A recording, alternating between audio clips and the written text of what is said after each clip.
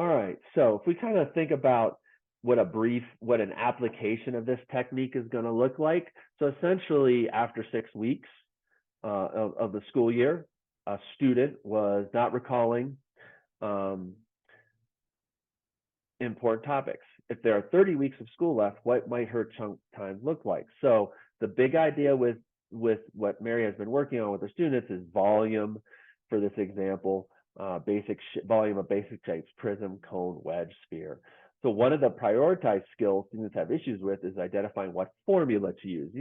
A lot of times if once they kind of get that prompted on the formula, then they can kind of figure out the application. So it's not like they really need the whole reteaching. It's just, how do I know when to use what formula?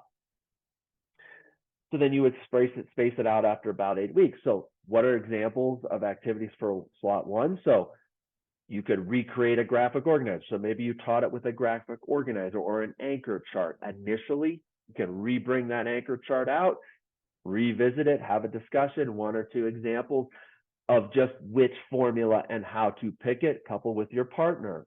Slot two could be then embedded in a warm activity. You could embed it in another retention technique, or it could be some extra practice. So the idea, again, with this technique is really just paying attention to the spacing. Personally, I've already experienced teachers already looking at data for problematic areas to figure out what to do about, but we sort of focus on a reteaching. This is not reteaching, this is refreshing of the students. Now, if you want more information on this topic, there's a couple of places that you can go to. So there's a special issue in the Teaching Exceptional Children that has multiple articles on retention, specifically one on the spaced learning over time. A fantastic book that was I thought very impactful and powerful for me was From Laboratory to the Classroom, which really talks about these. And you can really see the broad base of research on this. And then one of my personal favorites is this website, retrievalpractice.org.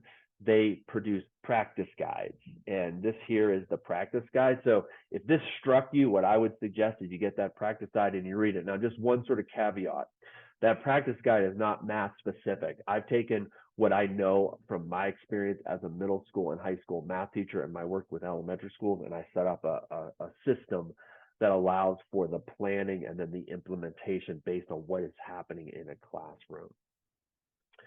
So with that said, I want to thank you very much for listening in and joining us in our module today on spaced learning over time.